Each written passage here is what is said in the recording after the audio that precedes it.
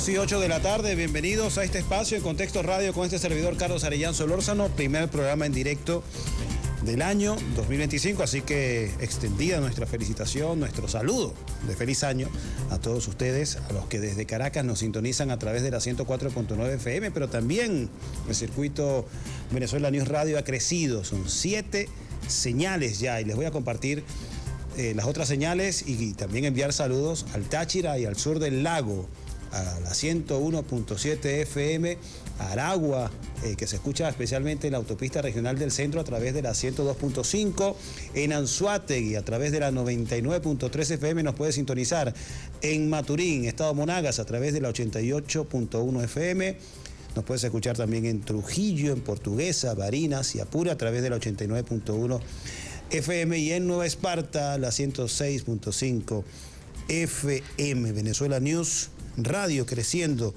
en el territorio nacional, ofreciéndole información y entretenimiento a todos los usuarios, y recordarles a aquella persona que también nos está escuchando y nos quieren ver, porque también se transmite vía streaming, puede acceder a nuestras cuentas en las redes sociales, en X, en TikTok, en Instagram, en YouTube también, en donde tenemos transmisión en directo vía streaming. Venezuela News Radio, y en especial en Contexto Radio, si bien es un espacio para la revisión de información internacional con nuestros invitados y analistas, también el contexto nacional forma parte de los temas que abordamos en este espacio. Y para esta oportunidad tenemos un invitado especial acá en el estudio. Se trata del diputado, politólogo, historiador, investigador, Juan Romero, a quien damos la bienvenida a este espacio y también nuestro saludo de feliz año. ¿Cómo estás, Juan? Excelente, Carlos. Gracias por la invitación. Un gusto siempre. Juan, bueno, vamos a aprovechar aquí tu presencia, tu visión analítica, holística del panorama nacional y también global para revisar un tema esencial, un tema que se ha hecho de la palestra en los últimos días y que ha cobrado una relevancia adicional como consecuencia de un uso intensivo y agresivo de las redes sociales, de las plataformas digitales en las últimas jornadas, con respecto al 10 de enero, una fecha que está contemplada en la Constitución Nacional como el momento que marca el inicio del periodo presidencial, en este caso el del presidente Nicolás Maduro, quien fue reelegido en la jornada del 28 de julio con casi el 52%, 51,95% de los votos, lo cual dio como consecuencia la reelección, la ratificación del primer mandatario. Pero este ha sido un resultado que desde el primer momento sectores extremistas de la oposición colocaron en disputas, generaron un proceso de eventos de violencia focalizados en distintas partes de la ciudad de Caracas, en el interior del país. Esto generó poco más de 20 fallecidos como consecuencia de estas acciones de violencia que se pretendieron empaquetar como protestas. Se consolidó la paz, pero de unas semanas para acá ha vuelto a quererse subvertir la tranquilidad y la normalidad del país, dándole esta fecha la connotación de un evento decisivo que no se puede esquivar, la supuesta transición hacia otro sistema o hacia otro gobierno, porque se pretende ahora decir que el otro señor que perdió, Edmundo González Urrutia, estaría asumiendo en la jornada de hoy. Todo este preámbulo para la audiencia y para ti, para preguntarte justamente sobre por qué, de dónde viene este clima creada de tensión para tratar de trastocar la normalidad de Venezuela e incidir o influir o tratar de evitar un proceso que está marcado en la Constitución y que fue decidido por la mayoría de los venezolanos, la reelección del presidente Nicolás Maduro. Bueno, primero reiterarte el agradecimiento, ¿no?, por la invitación. Yo creo que hay que comenzar por contextualizar esto que vivimos. Si estamos en una tensión entre el norte global y el sur global, no podemos vernos aislados. Y esas tensiones entre el norte y sur global tienen algunas líneas de trazo que marcan esa tensión. Una primera línea es la línea económica, una segunda línea es la línea energética, una tercera línea es la línea política, ¿okay?, y una cuarta línea es la línea geoestratégica. Cuando hablamos de la línea económica, hablamos de cómo el dólar ha perdido vigencia como moneda única o moneda primordial de transacción. O espacio, ¿no? Sí, como un espacio de transacción. Cuando hablamos de una línea energética, hablamos de que esa pérdida de ese espacio económico que tiene que ver con la caída del PIB del llamado G7, donde está Estados Unidos, Francia, Alemania, Italia, Canadá, Japón y España, está asociado además con un problema energético. Es decir, que ninguno de esos países, con excepción de Canadá, tiene reservas estratégicas importantes de petróleo. Quien las tiene es Canadá, efectivamente, que tiene unos 120.000 millones de barriles de petróleo, pero tiene el problema de que están a temperaturas entre menos 5 a menos 18 grados, lo cual eleva el costo de producción de extracción. Inglaterra tiene reservas por menores a 5 años operativas. Estados Unidos tiene el problema de que tiene un consumo superior a los 12 millones y produce 8 millones de barriles, ¿no? Y además, para el crecimiento económico de su PIB establecido de aquí al 2050, necesita elevar la utilización de petróleo a 18 millones de barriles de petróleo diario. Entonces no tiene esa capacidad. Ese contexto, insisto, incide en lo económico.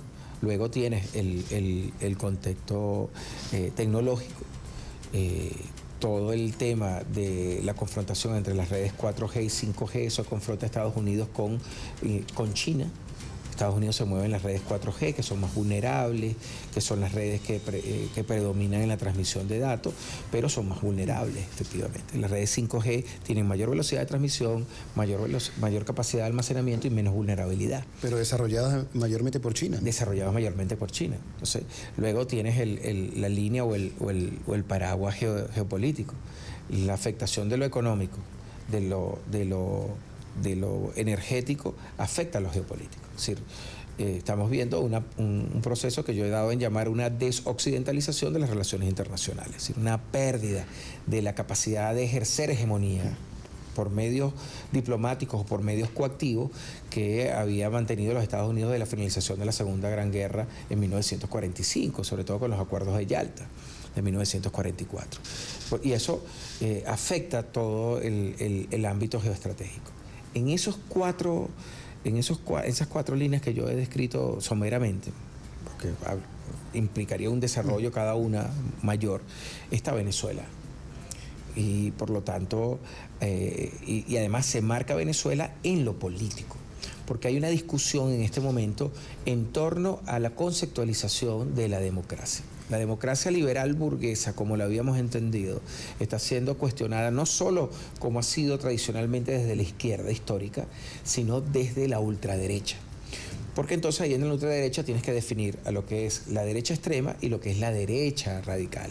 La derecha extrema dice, está bien que exista la democracia burguesa, pero la democracia burguesa no puede estarle dando subsidios y atenciones a todo el mundo por igual. Tiene que disminuir el tamaño del Estado. La derecha radical, la derecha extrema radical es mucho más extrema. Dice, este modelo de democracia burguesa no sirve, tienen que votar solo los más capacitados, los propietarios, y por lo tanto es profundamente xenofóbica, excluyente, etc. Una visión decimonómica de... Sí, una visión absolutamente, claro. De la ultraderecha, ¿no? Como ahora las democracias o sistemas republicanos hasta el siglo XIX. Absolutamente. Democracias censitarias. Pero, y es el pero peligroso, Carlos, es que hay un crecimiento extraordinario de la ultraderecha. Es decir, te voy a nombrar solo casos en América Latina. Bukele, Milei, Bolsonaro, Uribe. No, pasó a nombrarte 4 casos en América Latina. Te puedo nombrar casos menores. La Calle en Uruguay, que acaba de perder las elecciones, ¿no? Pero son casos importantes. Tenías a Piñera en Chile, que falleció, pero la derecha, la ultraderecha chilena Antonio Katz, representada por Katz. Claro, ¿no? Entonces es un fenómeno mundial. Y te estoy dejando a propósito, y no porque lo quiera, sino nada más lo voy a nombrar, el caso de Vox en España o el caso de Le Pen en Francia, para solo hablarte de 2 casos, pero te puedo hablar de Hungría, te puedo hablar de Zelensky en Ucrania. Es decir, es un fenómeno mundial, porque el modelo del Estado de Bienestar y el modelo de la democracia burguesa que prevaleció e intentó imponerse desde la finalización de la Segunda Guerra ha hecho crisis, y ha hecho crisis porque es parte del capitalismo. ¿Y esa crisis se relaciona con Venezuela? Esa crisis se relaciona. ¿Por qué se relaciona? Bueno, primero porque en esas 4 líneas se dibuja, repito, lo económico, lo energético, lo político y lo geoestratégico. y además se relaciona desde lo político. Porque lo que nosotros hemos hecho aquí en términos del sistema democrático es un antimodelo a la democracia liberal y es un antimodelo a las formas de intervención y de desestabilización que han sido exitosas en Afganistán, en Irak, en Siria en este momento, en Libia. Es un modelo. Nosotros no estamos conscientes, los venezolanos, la estructura de poder no está consciente de lo que nosotros estamos aportando y lo que significamos en términos de contrahegemonía. ¿La estructura de poder te refieres a la estructura de poder fuera de Venezuela o en Venezuela? No, en Venezuela. Es decir, que nosotros mismos no somos conscientes, a pesar del peligro que estamos atravesando, no somos conscientes de la magnitud de esa amenaza. No tenemos plena conciencia de la magnitud de lo que están haciendo contra nosotros y nuestra respuesta. Y la respuesta está ahí. O sea, cuando tú ves la ley antibloqueo... Si me dice que los factores de poder nuestros no están conscientes de ello, es preocupante. Claro, porque si no, ya hubiésemos nosotros construido un antimodelo y estuviésemos extendiendo ese antimodelo que está intentando ser aplicado no solo en Venezuela, porque lo están intentando aplicar en Nicaragua, lo están intentando aplicar en México. Pero es falta de conciencia o de capacidad para poder también divulgar el conocimiento sobre ese antimodelo. Hay conciencia, lo que hay es una falta de capacidad porque la propia dinámica de presión nos ha hecho a nosotros de alguna manera encerrarnos. Es decir, Nicolás indudablemente ha sentido el impacto de esto y no hace las giras que hacía Chávez.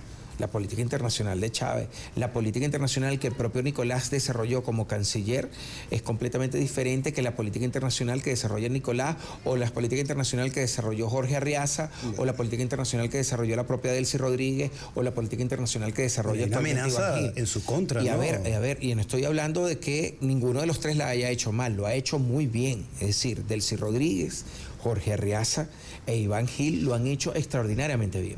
Lo que ha disminuido por la circunstancia de las medidas coercitivas unilaterales y la presión es la capacidad del presidente Nicolás Maduro de salir al mundo a decir cómo salía Chávez y a crear cadenas comunicativas de integración, de divulgación, de resistencia, ¿no? Eso es indudable. No podemos. Telesur es un intento de hacerlo. Pero fíjate lo que han hecho, ¿no? Que tiene que ver eso con un tema que yo abordo en mi libro que te envié sobre el ciberfascismo, ¿no? El ciberfascismo, ¿qué hace? Crea comunidades cerradas para procurar la espiral de silencio. Y esas comunidades cerradas las crea a través de comunidades que son dogmáticas, comunidades que son ortodoxas, comunidades que cuentan con el control que sobre los algoritmos y la Big Data ejercen Facebook, etcétera, porque, mira, se ha comprobado cómo manipula Elon Musk los algoritmos de X para darle mayor proyección, mayor divulgación a ciertos tweets y a ciertos actores. Sí, un estudio incluso antes de que Elon Musk comprara Twitter, ahora X, hablaba de que la plataforma tenía una mayor predisposición a favorecer los contenidos conservadores y supuestamente Elon Musk, con su mentalidad libertaria de que iba a zafar de los candados que tenía la plataforma para expandir la comunicación, resulta que ha venido haciendo lo mismo y hasta peor. Aprovecho este comentario para comentarles, son las 2:22, 2:20 dice la transmisión aquí en streaming. Estamos conversando con el diputado, politólogo, historiador Juan Romero. Estamos revisando el contexto local e internacional que envuelve a este episodio del 10 de enero, el cual ha sido revestido desde el relato o la narrativa mediática internacional con unas características de evento definitivo, de choque de trenes, en donde de todo o nada, que va a suceder. Y es importante lo que está mencionando sobre el tema de las redes sociales y cómo estos están diseñados para favorecer justamente no solo los contenidos de derecha en todo el mundo, sino también esta oportunidad focalizada a través de un uso intensivo de esa plataforma para hacernos creer ese discurso a pesar de la realidad y del discurso cotidiano que uno ve en la calle. Uno anda tranquilo en la calle, pero prende su teléfono, ve X, pones que quieres ver comiquita para tus hijos en el YouTube y resulta que 2 o 3 búsquedas más abajo te sale un contenido sobre Venezuela. Claro, porque fíjate, una de las características del momento que vivimos es que no estamos, y yo he venido advirtiendo como más que como actor político que soy, como profesor que soy. porque hemos abusado del tema del concepto de fascismo y neofascismo. Esto es mucho más grave que el fascismo y el neofascismo. Yo lo he venido conceptualizando a partir de una primera aproximación que lo hace un italiano que se llama Enzo Traverso, en un texto maravilloso, se llama La Nueva Derecha. Y Traverso introduce el tema de posfascismo, y a partir de ahí yo he venido desarrollando esa categoría. ¿Por qué me inclino a la conceptualización que inicialmente construye Traverso y que yo, en un atrevimiento nociológico y epistemológico, he venido profundizando? Porque el fascismo y el neofascismo tienen la característica de haber reconocido su carácter violento, xenofóbico, excluyente, de la negación del otro. El posfascismo no, el posfascismo es más peligroso. El posfascismo hace lo que un filósofo coreano, Cho Jung-han, denomina el ocultamiento, la simplificación de los procesos. Fíjate que la modernidad europea, la modernidad occidental, se basa en el concepto de la deliberación. Eso que hoy llamamos opinión pública son dos conceptos de la modernidad. L'opinion, como lo llamaban los franceses, y l'opinion, antes de la destrucción del Estado absoluto, era exclusivamente el soberano, era el único sujeto público. Los demás eran súbditos, no eran sujetos de opinión. Y le public era lo relativo al soberano. Los súbditos no tenían atención, no tenían que reclamar sobre salud, educación, transporte, seguridad. Eran espectadores, no eran actores políticos. Entonces, ese concepto que para nosotros es tan natural de opinión pública son dos conceptos, l'opinion y le public, la opinión y lo público. Y sobre qué se construyó toda la modernidad que va a dar origen incluso a la definición izquierda-derecha con la Asamblea Constituyente Francesa, que va a dar origen a los derechos del hombre y del ciudadano, que va a dar origen a toda la deliberación de Alexis Tocqueville sobre la democracia norteamericana, por ejemplo, y con ello todo el debate. La deliberación, Carlos. El derecho a discutir, a opinar. Tú ves las campañas electorales y las campañas políticas de la década del 60, del 70. La campaña, por ejemplo, para hablar no de las campañas nuestras, sino de algunas más emblemáticas. La campaña donde Kennedy salió electo contra Nixon. Un debate televisivo, Nixon sudando, todo tembloroso, todo nervioso, y un Kennedy seguro. Era la comunicación política, no como la vemos hoy, que es el mensaje corto. No es la simplificación de los mensajes, no solo es X que no te permite un mensaje muy extenso, también son los reels que te los recortan. E incluso si quieres hablar más tienes que pagar, es prácticamente como que pagar, ¿no?, por un privilegio, ¿no? Pero detrás de eso hay una operación cognitiva, es la simplificación, porque cuando a ti te recortan la capacidad, cuando tú dejas de escribir, como tú estás haciendo en un cuaderno, como yo hago cuando subrayo un libro, ¿no?, tú vas perdiendo capacidades cognitivas. Y vas perdiendo capacidades de cognición compleja. ¿Qué llamamos cognición compleja? Primero, capacidad sensorial. Yo percibo lo que está ocurriendo a mi alrededor. Lo proceso. Lo que escucho, lo que veo, lo que siento. Lo analizo sobre mi propia experiencia. Los marxistas hablamos de tesis, antitesis y síntesis. Síntesis, ¿ok? Esos procesos son procesos de cognición compleja. Son procesos de descripción, narración, análisis, interpretación y síntesis. En eso te formaste tú, en eso me formé yo. Pero eso ha venido siendo simplificado. Esto ha sido simplificado. ¿Qué sucede con la simplificación? Que entonces los idiotas, no en el sentido moderno del insulto, sino en el sentido de la filosofía política griega, los griegos decían, el idiota es el que solo se ocupa de sus asuntos personales y no de los asuntos públicos. Eso es, los griegos crean el ágora, y en el ágora el ciudadano, propietario, hombre, letrado, podía pasar a discutir. Si el idiota es un ensimismado. El idiota es un alienado. Es un alienado, es más que un ensimismado. Porque un ensimismado puede ser como el cuento del diente roto de Pedro Emilio Cole, el tipo que queda tocándose el diente, está ensimismado, pensando en eso. Y con aquel silencio que parecía que era un erudito que estaba pensando. Pero el alienado es mucho peor que la analogía del diente roto del cuento de Pedro Emilio Cole, ¿no? El alienado es completamente enajenado de la realidad. Lo que no podemos enajenarnos es del tiempo, porque corresponde hacer una pausa. Son las 2:26 de la tarde, Ricardo. Ponnos un... pon para nosotros un tema. Pero un reggaetón, por favor. Se te agradece. Un tema, y un vallenato. Un tema, cuando está cerquita de la frontera, ¿no? Porque Juan Romero es diputado del Zulia. Pero, bueno, pausa musical y al regreso estamos de vuelta con Juan Romero, diputado, politólogo, historiador, revisando este tema que envuelve al 10 de enero, la toma de posesión del presidente Nicolás Maduro, pero que indefectiblemente hay que repasar varios temas de interés que él ya nos está explicando en esta ocasión y que pasa por los medios de comunicación y el uso intensivo de las redes sociales en esta campaña tenaz, furibunda en estos días que estamos siendo víctimas de una campaña y guerra psicológica para imponernos una narrativa de tensión y de choque de trenes. Pausa y venimos.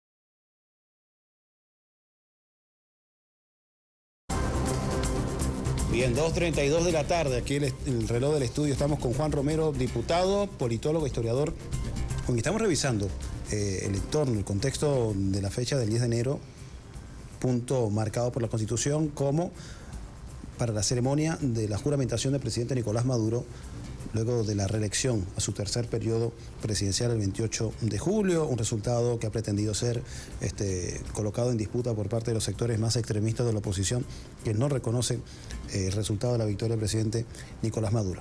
Si bien se impuso un estado de normalidad y paz después de 2 jornadas de sobresalto de la violencia, en las últimas semanas se ha recrudecido una operación psicológica, una guerra cognitiva sobre los venezolanos, bastante agresiva, que ha pretendido transformar el clima de normalidad en un clima de tensión. Y para crear ese clima de tensión, uno de los instrumentos de vanguardia usado para la generación de estas sensaciones ha sido las redes sociales, el uso intensivo de las redes sociales.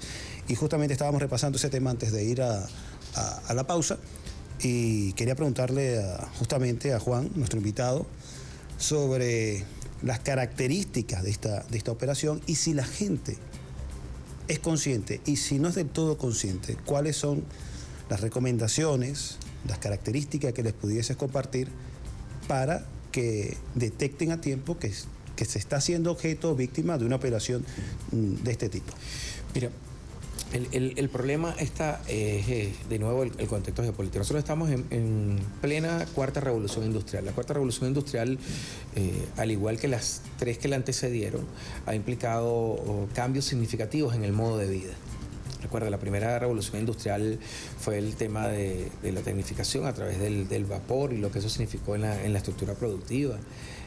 Luego la segunda revolución industrial, todo el tema del tránsito del carbón al combustible fósil. La tercera revolución industrial se dio a partir de la finalización de la Segunda Gran Guerra, con el tema del inicio de la base de computación, sobre todo a partir de la máquina Enigma de los alemanes y todo el tema de Alan Turing, ¿no?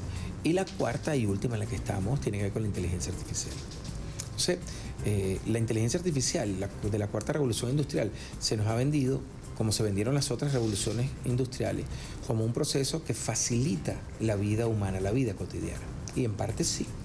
Es decir, uno de los elementos de la cuarta revolución industrial es lo que se llama la inteligencia de las cosas. Es decir, yo puedo hoy controlar a través de mi teléfono la luz. Puedo controlar el subirle el volumen a alguno de los equipos que tú tengas. Puedo incluso establecer un sistema de vigilancia de apertura y cierre de puertas desde mi teléfono, controlar un aparato que aspire y limpie, controlar la cafetera, ¿no? Eso se ha vendido. Pero luego, detrás de todo eso... Una vida de supersónicos. Sí, la vida de supersónicos, que yo la viví más que tú, que tengo 55 años. Pero yo lo veo por YouTube. Claro, no, pero cuando uno veía los supersónicos, uno decía, pero mira, que él se comunicara, o te voy más allá, el Superagente 86, ¿no? Un teléfono, de repente... Un reloj, o sea, era una cosa, tú dices que fantasía animada, Julio Verne en 10.000 leguas de viaje submarino, ¿no? O de la Tierra a la Luna, para hablar de elementos... Viaje al centro de la Tierra. ¿No? Pero hoy todo eso es posible. Pero eso que... cuando hablo de eso, no lo cosifico. Cuando hablo de eso, digo la cuarta revolución industrial, la Big Data, los algoritmos, la inteligencia de las cosas, las criptomonedas, todo el tema cibernético y robótico, fue acompañado con una intromisión en nuestra vida privada, ¿no? A través de la popularización del uso de mecanismos de comunicación como Facebook. Y a partir de ahí se ha construido, Mar definía un concepto en el Capital extraordinario, el plusvalor. El plusvalor es la diferencia entre el trabajo que desarrollaba un hombre y lo que le pagaban. Bueno, hay un nuevo plusvalor, que es la información, ¿no? Hay una nueva información que es manejada por acá, y eso es lo que hace más peligroso y más difícil el posfascismo. Yo te hablaba que volví al punto. Exacto. El posfascismo, ¿qué se diferencia del fascismo clásico y del neofascismo? El fascismo clásico y el neofascismo decían, yo le tengo rabia a los judíos, le tengo rabia a los negros, le tengo rabia a los comunistas, a los homosexuales, a los gitanos. A todo lo diferente. A todo lo diferente. Es una intolerancia que no lo negaba. Y por eso que tú veías los campos de concentración, las torturas, los asesinatos en masa. El neofascismo igual. Cuando tú ves la acción del neofascismo francés en Argelia, en la guerra de independencia de Argelia, lo entiendes. Cuando tú ves la acción del neofascismo norteamericano en la guerra de Vietnam, lo entiendes perfectamente. Cuando tú ves la acción del neofascismo, de las dictaduras en el cono sur, lo entiendes. Y todas se basaban en algo que ese gran pensador francés, que era Michel Foucault, denominaba el control físico. No era el castigo físico. Yo lograba la información que yo quería recabar a través de la tortura, de las golpizas, de las desapariciones. El posfascismo es más peligroso. Porque el posfascismo no te da un solo golpe, porque todo lo obtiene de acá. Hace una psicometría, tú mismo. Hace años, Carlos, y amigos que nos escuchan por stream. Y que nos ven. Hace años, yo recuerdo, te estoy hablando hace como 10 años, Facebook sacó una aplicación dentro de Facebook. Tú te tomabas una foto y Facebook te decía cómo te ibas a ver en 20 años. Y tú veías a la gente estúpidamente tomándose la foto. Y lo que no sabía que Facebook estaba haciendo era un análisis matemático de tu rostro para evitar que tú pudieras hacer en el futuro lo que hizo el Che Guevara en la operación que lo llevó a Bolivia, que era cambiar la morfología de su rostro, ¿no? Porque los controles biométricos no existían. Entonces tú veías a la gente en Facebook tomándose la foto y lo que estaba haciendo Facebook era recolectar información matemática de las líneas de tu rostro de tal forma que tú no lo pudieras cambiar y no pudiera ser detectado. Es una militarización de la comunicación. Eso es lo que se llama, lo que Zuboff denomina capitalismo de vigilancia. Entonces ya no hace falta encerrarte en un campo de concentración. Ni hacerte un espionaje, un seguimiento, claro, tomarte fotografías. Tú mismo lo haces y tú crees que eres libre. Y entonces, a ti te debe pasar. Yo siempre había pensado que yo era un tipo muy inteligente hasta que ya me he casado 4 veces y he descubierto que no lo soy tanto, ¿no? Realmente soy bien bruto. Ese es otro tema. Sí, es otro tema, ¿no? Otro mi actual pareja, que es menor que yo, mi cuarta administración, insiste mucho, como muchas, ¿no? Y yo al principio me disgustaba mucho, pero después entendí que es un tema de este capitalismo de vigilancia, ¿no? Las parejas actuales demuestran su querer publicando una foto. No, tú no me quieres porque no publicaste una foto. Tú no me quieres porque fuimos al restaurante y no publicaste una foto. Tú no me quieres porque fuimos a la playa y tú no publicaste una foto. Es un cambio de paradigma ahora. Claro, ¿no? Entonces, lo que antes era privado, que era el querer, el amar, el tener relaciones íntimas, ahora se ha hecho un tema público. Y entonces tú lo ves como normal, lo han normalizado. Y lo que no sabemos es que al normalizarlo, lo que los nazis, lo que las camisas pardas, la SS, las camisas negras y pardas del nazismo conseguían a punta de golpe, lo que las camisas negras de Mussolini conseguían a punta de golpe, lo que las camisas negras de Franco y la Guardia Civil conseguían a punta de golpe, ahora lo consiguen gratis cuando tú das me gusta. Y cada vez que tú bajas una nueva app, por ejemplo, yo corro, Carlos. Yo utilizo un teléfono X y yo tengo una app aquí instalada. Cada vez que yo corro lo pongo en modo correr y mi reloj me mide mis pulsaciones cardíacas, la cantidad de pasos, la cantidad calórica que hago, el ritmo de kilómetros o segmentos por segundo. Yo, por ejemplo, lo programo 500 metros para que él me indique en esos 500 metros cuánto es mi ritmo de carrera. Y entonces al final toda esa información es psicometría. Era lo que los nazis, los españoles utilizaban a punta de golpe y ahora se lo damos gratis. Esa información luego la segmentiza la Big Data y entonces eso va dirigido hacia la comunicación política, ¿no? Di esto porque esto corresponde a lo que el segmento de 18 a 24 años quiere escuchar. Sobre esto no hables porque el segmento de 25 a 45 no lo quiere escuchar o lo quiere escuchar de otra forma.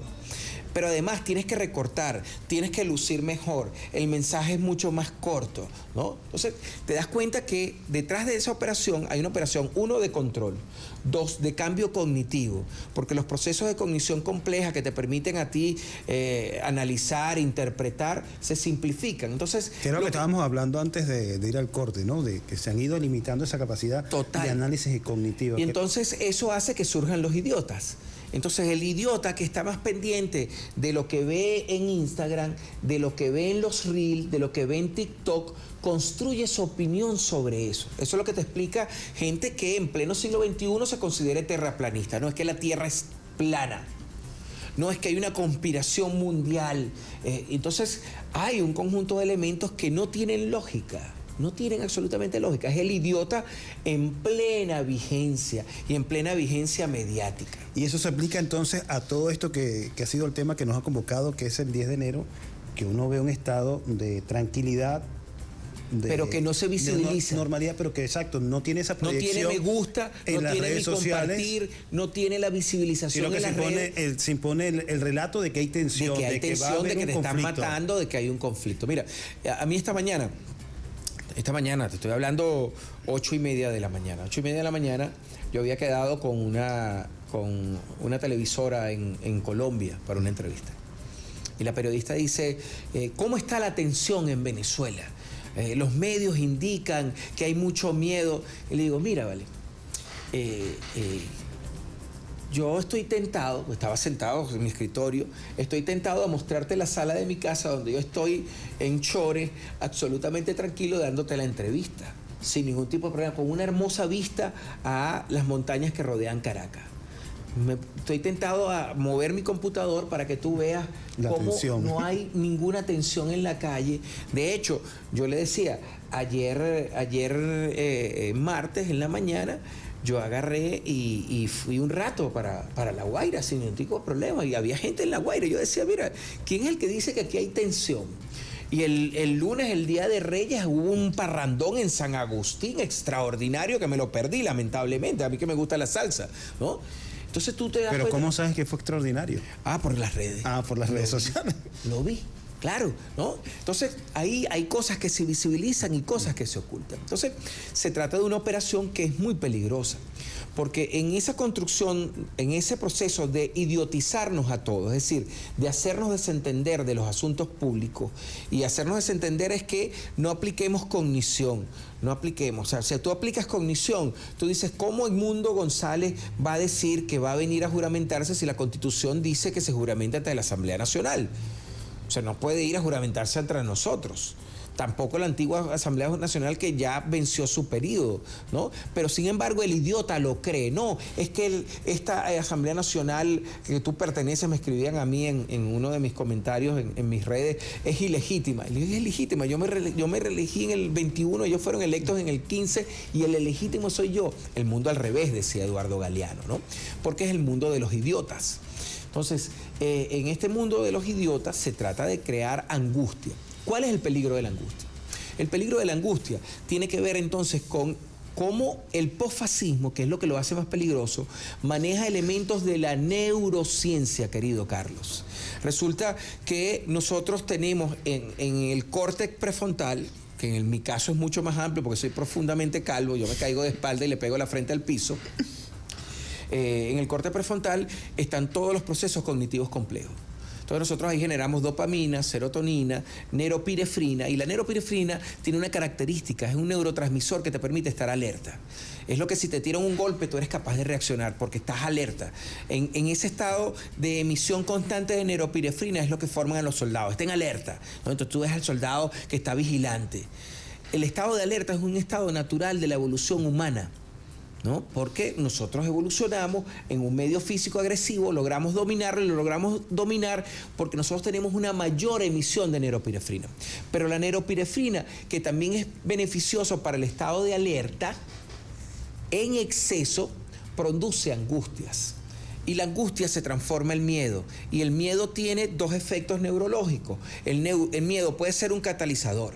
Tú ves un tipo que dice que de repente tiene miedo, que es flaco como tú y yo, y le da una paliza a un tipo de 3 metros de altura y 200 kilos. El miedo le hizo generar adrenalina, pero el miedo también paraliza. Entonces, todos esos elementos que tú ves en red es para generar una paralización de los procesos neurológicos. Una paralización no solo de los procesos neurológicos, es decir, los procesos motores, sino a través de los procesos psicomotores, lo que yo pienso, yo me paralizo, me congelo. Detener el análisis y también paralizarnos. Paralizar tu capacidad de comprensión y de interpretación. Y el miedo te paraliza. Y el miedo te puede ayudar a motivar. Y si el miedo lo transformas en frustración, logras algo de lo cual hablaba Clausewitz en La Guerra. Decía, Clausewitz en el Tratado de la Guerra decía, la clave de la guerra no son los soldados, no son las balas, no son los caballos, no son los fusiles, no son las lanzas. La clave de la guerra es pasar del sentimiento hostil al instinto hostil. ¿Qué es el sentimiento hostil? Crear yo rabia. El chavismo es culpable de que mi familia se haya ido. El chavismo es culpable de que yo no consiga las medicinas. El chavismo es culpable de la situación que yo tengo. El chavismo es culpable de haber quebrado el sector privado. Es decir, crear la motivación. Claro. Entonces, del sentimiento hostil a que yo, que sé que tú eres chavista, y entonces que soy idiota, que no racionalizo y que dejo que ese miedo me paralice, a que yo vaya y te pegue 14 tiros o 25 puñaladas, como hizo el muchacho que asesinó a la líder del CLAP en el Callao. ¿Okay? No hay nada, Carlos. Hay nada. Entonces, ¿por qué sucede esto? Bueno, porque es que resulta que nosotros hemos tenido 31 procesos electorales, hemos ganado 29 y ellos no nos han podido ganar 29. Ellos han dicho que nosotros le hemos hecho trampa. Tú puedes hacer trampa en un primer proceso, hasta en 5 te acepto. Pero 24 procesos adicionales, tú eres bien estúpido. Entonces sí te estamos haciendo trampa. Pero entonces vamos al alegato de la cognición compleja. ¿Cómo es que yo te estoy haciendo trampa y entonces cuando tú ganas ese mismo sistema electoral, porque es el mismo, sí sirve y no sirve cuando tú pierdes? O sea, si no sirve el sistema electoral... Funcionó en 2015 para perpetuar una Asamblea Nacional vitalicia y eterna. ¿No? Entonces, la cognición compleja te dice, oye, estos son unos estúpidos. Pero la cognición simple, que es la que te incentivan a través del posfascismo, no. Entonces tú ves... una confirmación por sesgo. Claro. Pero entonces hay una generalización. ¿Recuerdas? Una de las operaciones que definía muy bien Goebbels y que después desarrolló Noam Chomsky, que está, por cierto, muy enfermo, ¿no? Y la generalización que te permite generar estereotipos. El chavista es bruto, el chavista es... deshumanizado. Yo tengo que deshumanizarlo. La violencia, para yo ejercer la violencia contra otro humano, yo tengo que deshumanizarlo. Es la clave. Y lo deshumanizo a través del miedo, a través de la angustia, a través del terror. Es todo esto que nos estás describiendo nos sirve para configurar o llegar al análisis y la conclusión de que esta operación de guerra cognitiva, de guerra psicológica, está muy lejos de ser entonces una operación, un método blando de la guerra, sino justamente es la preparación del ambiente, del clima, hacia una etapa superior que sería la de suprimir a un adversario. Correctamente, la desaparición del adversario. Por ende, deberíamos estar entonces más alerta sobre el contenido que estamos viendo, al que estamos expuestos. Obvio. Y a la estrategia a la cual ahí es donde que tenemos que hacer. Fíjate, tú me hablabas de qué hacer. Bueno, lo primero es que yo creo que todas las instituciones tienen que tener un equipo de comunicación de crisis, un equipo que sea capaz, con un equipo multitudinario además, porque aquí ha habido un error, Carlos. Esto lo hemos dejado exclusivamente a los comunicólogos. Okay. Esto es un tema antropológico, esto es un tema de psicología política, esto es un tema de filosofía política, esto es un tema psicolingüístico, esto es un tema semiótico, esto es un tema semántico, esto es un tema a la comunicación a través la comunicación digital, a través de los teléfonos. ¿No? Entonces, todas las instituciones deberían de tener un equipo multi y transdisciplinario capaz de definir y desmontar estos elementos y irlos denunciando. Ahí hay una experiencia extraordinaria. Los compañeros argentinos de Nodal, ustedes mismos en Venezuela News han venido haciendo unas cosas muy, muy interesantes, ¿no? Pero cuando tú ves a nivel de instituciones de Estado, es terrible. Nuestras instituciones no están haciendo... Está rezagada. Está absolutamente paralizada, ni siquiera rezagada. Porque si tú dijeras de rezago, y estoy siendo absolutamente extremista, lo reconozco. Si tú hablas de rezago, dices, bueno, es que están haciendo algo, pero están atrás. No, hay una paralización. Porque están en los esquemas de comunicación clásica, de construcción de encuadres, se quedaron ahí y no han pasado a las siguientes etapas, estas que tienen que ver con elementos multi y transdisciplinarios. Robótica, informática, neurociencia, ¿no? Psicología política, semántica, semiótica, ¿no? La comprensión de la comunicación como un escenario en disputa. Sí. Y al cual hay que adecuarse en función de estos nuevos códigos característicos. Pero fíjate, es que por eso que es interesante lo que ustedes hacen en Venezuela News, porque es la concreción de esa idea que hablaba Bolívar en el discurso de Angostura de la artillería del pensamiento. Es una guerrilla comunicacional. Tiene que ser una guerrilla comunicacional. Una guerrilla que combata. Lo que hace este compañero argentino Diego Russini, ¿no? Rusarín, perdón. Que es brasileño-mexicano. ¿no? Brasileño-mexicano, sí, perdón. Es algo interesante, es desmontar utilizando elementos, ¿no? Utilizando los mismos elementos para desmontarlos.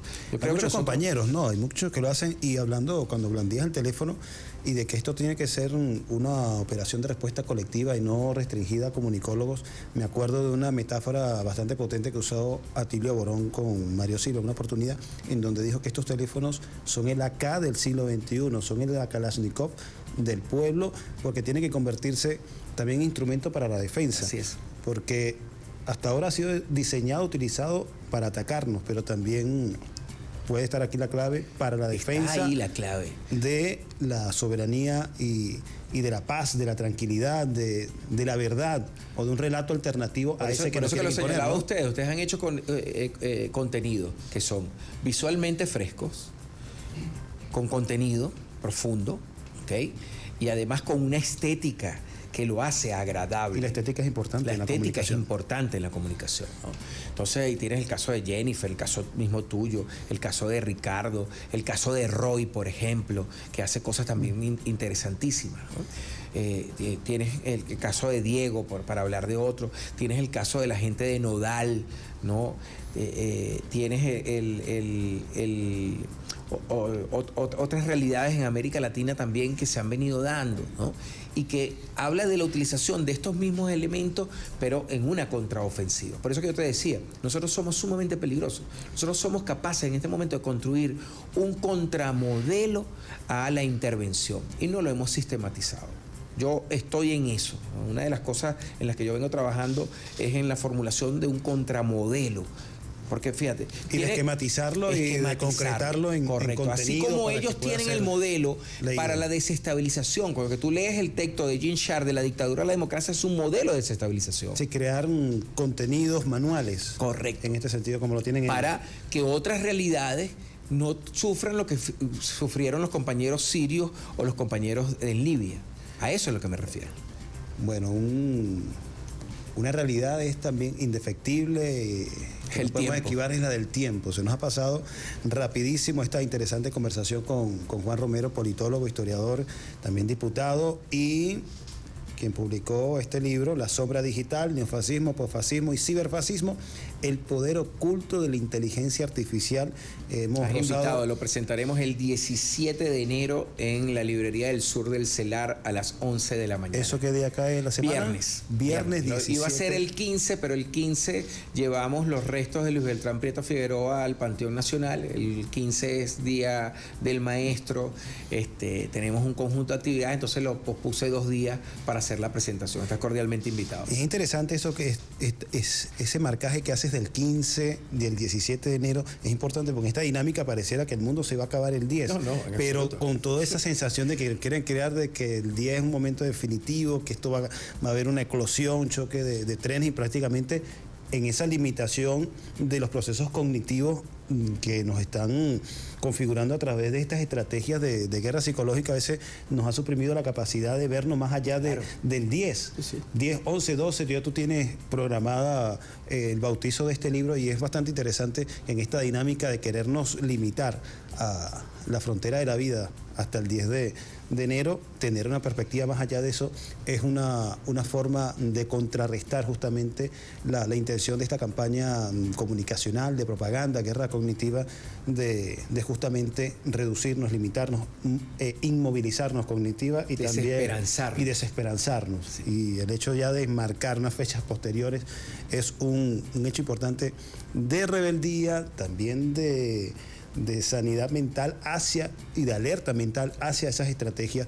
que nos están aplicando a los venezolanos a través de este uso intensivo de las redes sociales, la militarización de las redes sociales para producir a través de estos contenidos desquiciantes la inmovilización de la conciencia, de la razón y de la inmovilización física del pueblo venezolano en el supuesto negado de que intentaran realizar algún tipo de maniobra o acción. No tienen capacidad.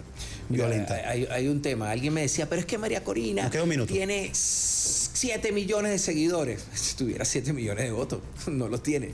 Puedes tener 10 millones de seguidores. Tuvieron las posibilidades de haber salido hace mucho tiempo varias convocatorias y no lo hicieron. O sea, absolutamente algo irreal. Porque este es el mundo de lo irreal y nosotros tenemos que volver a la realidad. Nuestro llamado es volver a la realidad.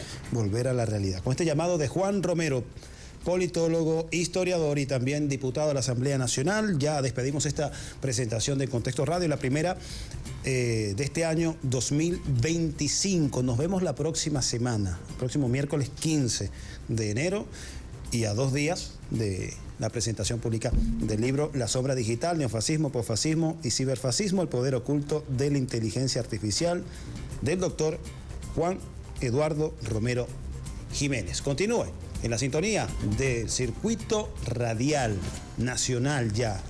Venezuela News Radio en Caracas a través de la 104.9 FM. Nos escucha en Táchira, al sur del lago, Aragua, Anzoátegui, Monagas, Trujillo, Portuguesa, Barinas, Apures, Nueva Esparta, y pronto vamos a incorporar a la Colonia Tovar. Aquí haciendo remembranza de una publicidad. Tal vez los millennials no lo recuerden, pero bueno, tú y yo sí lo sabemos. Hasta una próxima oportunidad, hasta el miércoles.